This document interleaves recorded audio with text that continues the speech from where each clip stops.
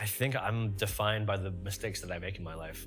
I think that naturally what I've learned is that every single mistake I've made is like, I have to fall flat on my face for me to ever walk away learning something. Like, otherwise, how do you learn? If you don't ever fail, then what the fuck is succeeding?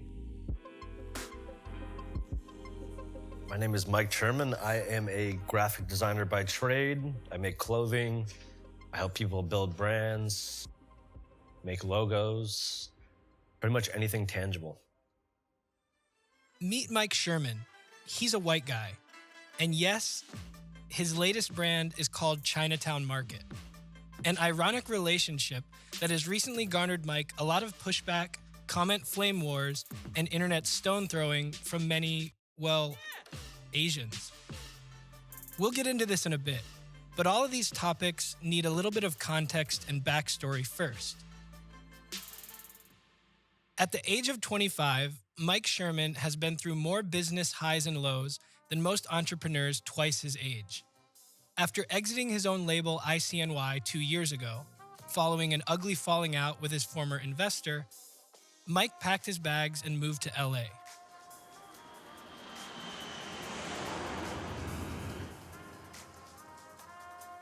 A native New Yorker, Los Angeles provided the clarity he would need to plot his next moves. He took some time off, bought a Volkswagen, and figured out that he actually didn't care as much about fashion as he thought. Leather has come into its own. This coat is typical of the new season styles. I like my hands. Greetings, Earthlings. Welcome back to Honest Unboxing, where today we're getting into...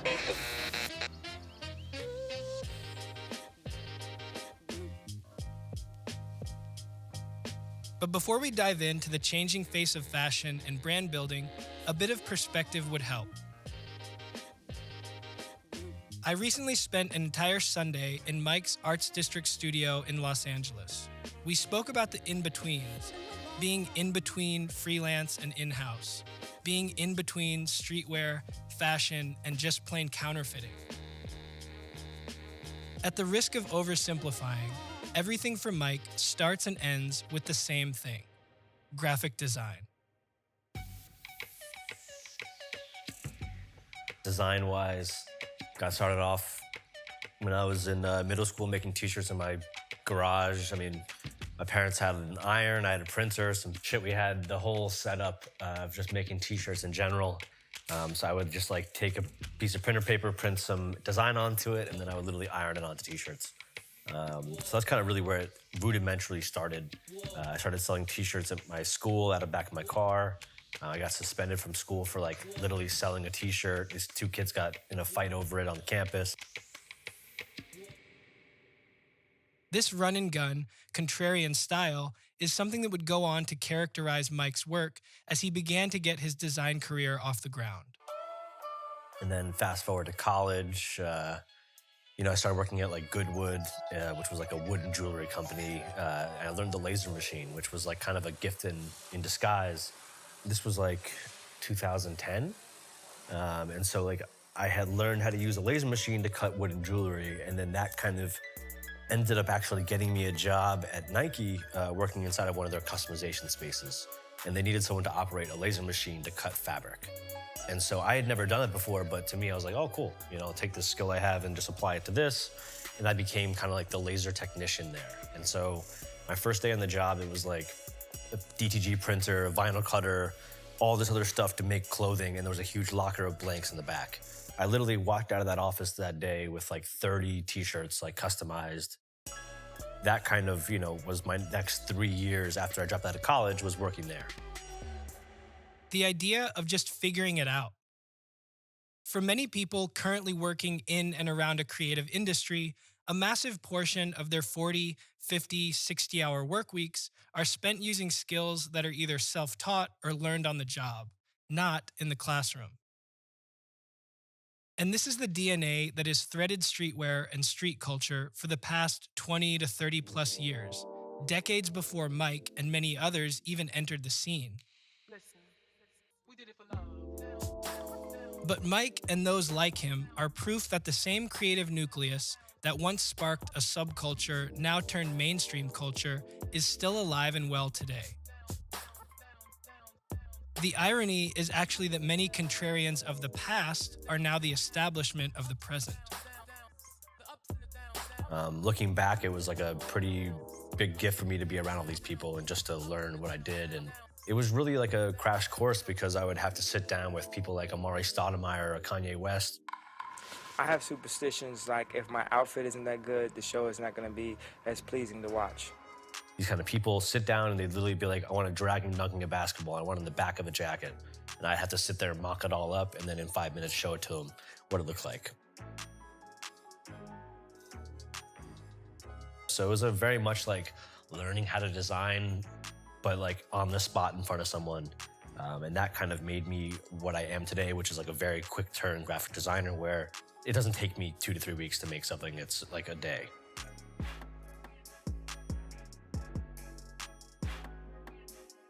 Mike Cherman and I first met over 5 years ago during my time working at Wish, a contemporary fashion and streetwear shop in Atlanta. At the time, Mike was in the midst of getting a fledgling brand called Ice Cold New York off the ground. The brand, as it would become known for, was heavily rooted in the functional needs of New York cyclists at night, and hence relied heavily on screen-printed, reflective graphics, prints, and patterns. It was, at the time, the perfect parlaying of his personal lifestyle and his design background up to this point. You know, all those beginnings led into me kind of answering a problem that I had. I was riding my bike a lot in New York, got hit by a car, and then I got hit by another car. I've been hit by 3 cars. I got doored twice by different people getting out of cars, and then I just go over the door. I've had times where a guy was coming the wrong way. I ended up like running my hand through a side view mirror. I had to get hand surgery. You know, I've been through like every single type of accident you could have. And so through all those learning experiences, I ended up just trying to answer that problem, which was by creating reflective clothing. This is really where the brand journey begins, out of a personal need.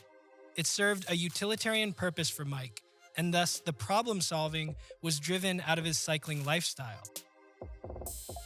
This started Mike down a path that aggregated his design efficiency and vision into a product offering and brand that would be fully his to control, or so he thought.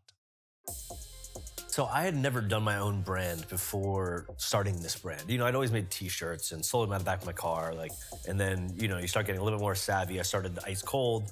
Funny thing is I learned with Ice Cold, you better go do your trademark search before you start a brand because very quickly there was like an art and like framing company in Brooklyn called Ice Cold Frames, but they also planned on selling clothing. And so they quickly were like, that's not gonna fly. I had to change the brand name to ICNY, which was really just an acronym for Ice Cold New York. But then we sold this whole idea of like, I see New York and this whole kind of visibility concept, which it was. I emailed them asking them if we could buy the rights to the name. They basically said, fuck you. It was one of those like just funny moments where every single time I'd get like ahead and think like, oh, I got this cool thing, things working, that there was always something to knock it back.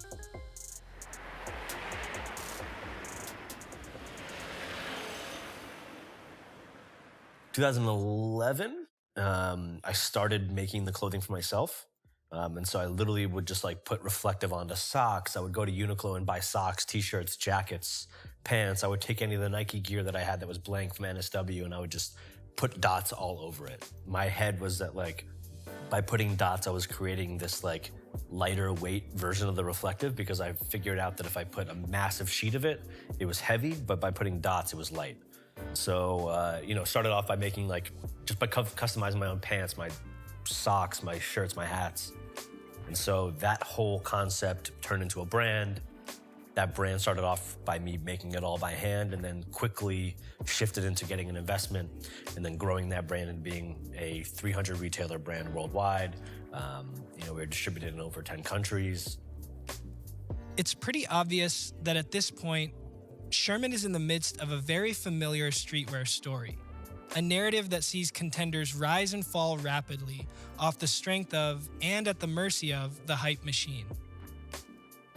With little business acumen under his belt and even less expertise on the nuts and bolts of things like contracts, operating agreements, and shareholder agreements, Mike began to become an outsider within his own brand. You have to remember now, coming from a freelancer mentality to a CEO type role at the age of 22 is not an easy transition. ICNY was my first real project, something that was viable. Before ICNY, I was freelancing with Kith, and I was helping them build out their whole brand. We essentially developed their logo, the Just Us branding, the Ronnie Feig logo, and then from there we worked on a bunch of like sneaker projects together and apparel and all the first kind of like iterations of what Kith was. And so we essentially established that brand and helped them grow. I mean, shit, dude, we were meeting up at Soho House before there was even an office. And it was just like me and Ronnie sitting down, coming up with a concept for the logo. You know, and then it was just like, he wanted the box logo and, you know, it just kind of came out. The realization that some of the best ideas are the simplest. It's funny when you look at things like the Kith logo, because people would think that it was a lot of consideration and like good design. It was really just Ronnie and I eating cheeseburgers, sitting at Soho House and playing around in Illustrator. It's things like that that you laugh, because people would always think that it's like, people always ask me like, man, that must have taken you a long time, or like, that must have been a cool idea. It's like, no, man, it's just a rectangle with a word in it. But that's kind of the beauty of design sometimes, is like the most simple things don't have to always take a long time. As our conversation continued, my next few questions for Mike really began to center around a simple idea, a simple curiosity. Are some people just built with a startup mentality?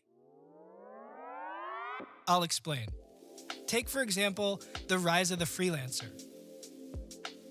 As a freelance creative living and working in an industry, peddling one's services and wares for the highest paying client, there's an inherently finite state of mind when working on one of those projects.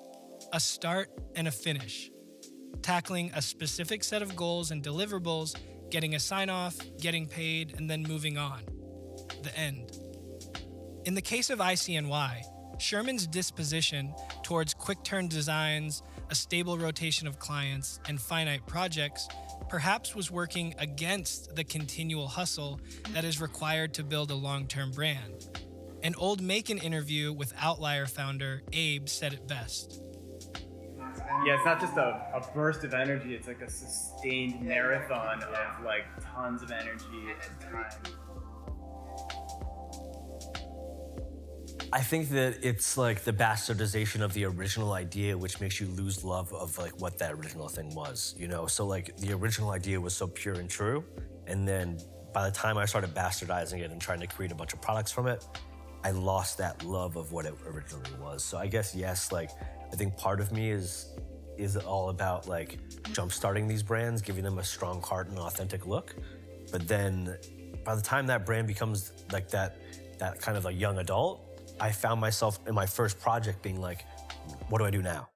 You know, because I built this thing, I built the idea, has a strong identity, people know it, they understand what it's for, but what's the next step? And I think that's like the next challenge with a lot of these apparel brands is how do you scale?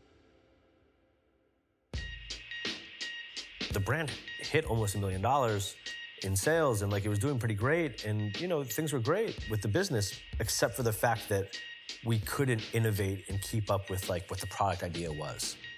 A streetwear state of mind? Building a technical apparel brand is drastically different than growing a streetwear brand.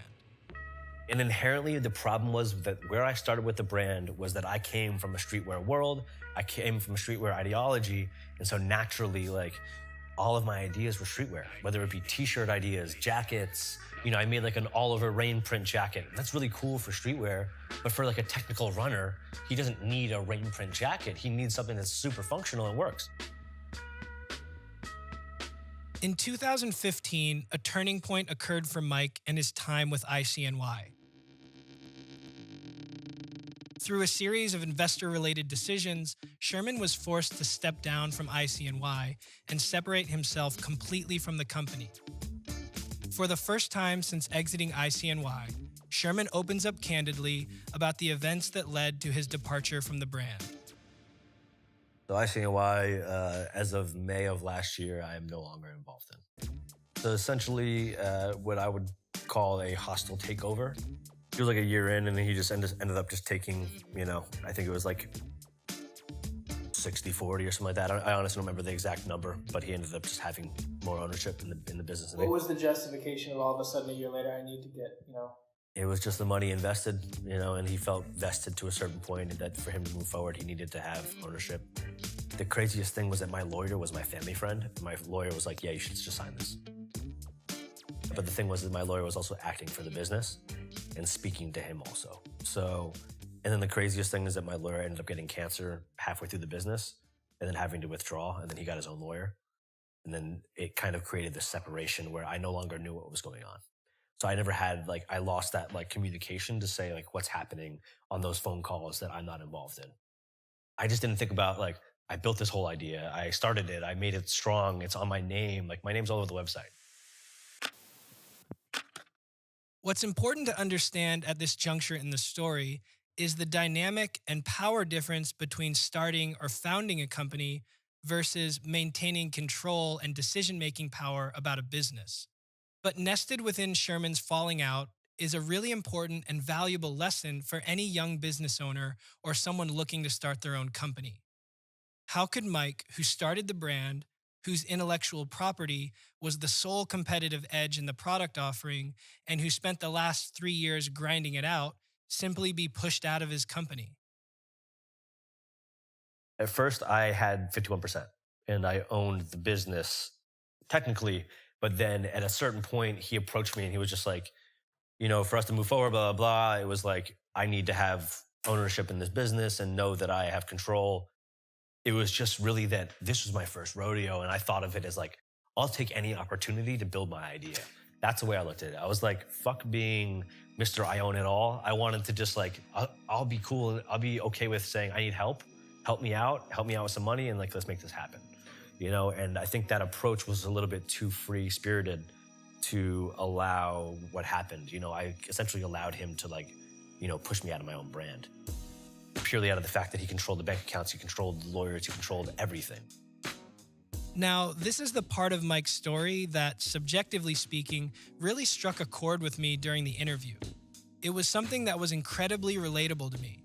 Being fresh off the heels of founding MAEKAN and all of the business curveballs that Eugene and I were faced with early on. To put it plainly, when you're starting your first business, you have absolutely no idea what you're doing. Seriously. And no matter how many advisors, friends, or family that give you advice, it ultimately boils down to trial and error, learning by doing, growing through failure, and learning how to pivot for the sake of progression based on doing some things right and doing even more things wrong. As any young entrepreneur will tell you, the fundamental discussion about ownership versus control, what is fair or unfair, and what one person's equity share should be versus another's is way more of an art than it is a science. I don't want to get hung up here too much on this part of the story, but I do want to drop a pin here, so to speak, because there's a really important nugget of business advice that should be taken from this. For Mike, it was a full circle lesson that, despite thinking he could just design early on, he ultimately needed to step up to the plate and manage more of his brand than just the fun, creative parts. My whole thing was just let me design. And that's what I felt like. I felt like at the time, just let me design and let me run this thing, and then you guys handle everything else. And so I kind of trusted everyone to kind of help me out, get through it all. And then I believed that I'd build this big business. That was kind of the overarching idea of what I had in my head. It's things like this that I look back and I'm like, damn, I really was a fool. I also look at it as this was my opportunity to learn. It was my college, and it was I got slapped in the face so many times with this brand. I also acted very much on emotion, very much on just on a whim every single time things would happen. And I was very emotional. I let things get to me. I would show my colors on my sleeve. If I was in a meeting and we didn't agree, I would fucking let you know, and I think I'm learning more and more of how to navigate these business relationships.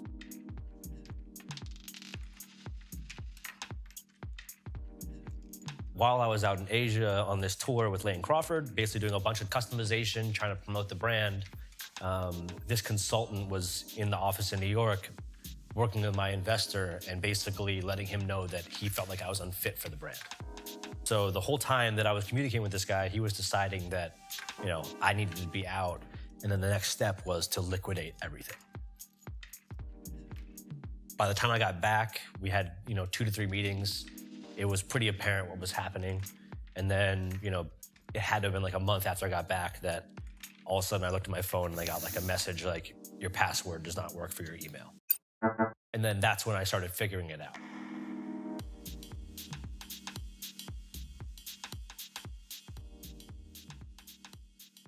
But in a situation as convoluted over years into a business like this, is there really a North Star of what or who is right or wrong?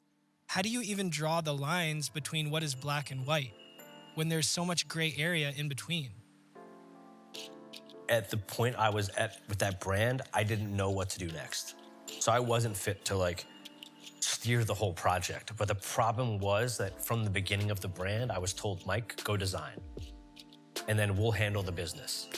But then when the business got fucked up, they all looked at Mike and said, Mike, figure out what to do with the business. And I was just like, guys, I've been sitting here just trying to design and then trying to work with you guys to understand what we should do next and to be smart about the business, grow it, invest the money in the right places, like all these things that I had no experience with. I was like a 19-year-old kid who worked at Nike, who like started putting reflective onto socks. And by 22, I had a brand that I had to design for, full cut and sew with a merchandise collection, going into Urban Outfitters and Zoomies and all these other stores and stores internationally. And I was like, I've only sold t-shirts before. It was never that I was like faking the funk and just acting like I knew what I was doing, but it was very much like figure it out as you go. And even now, a little over a year after going through this whole business turmoil, Cherman is obviously still grappling with the black and white areas from that period. What Cherman has been honest with himself about is owning certain parts of the situation that, as a more mature version of himself now, he counts as a learning lesson. Hindsight being 2020, I asked Mike if he still felt defensive about the falling out with his former investor or if he owned any of the demise of ICNY. I own being immature about my own design stuff, you know, not being able to take feedback well, not being able to like, you know, take what people were saying and be like, all right, cool, that actually has value and there's a reason why they're saying that, not like, oh, they're just attacking my idea. All that kind of stuff, that kind of like way of handling emotion was poor. But it's the things like that that you learn from that go forward into the future to help fix those things for you and to never let them happen again.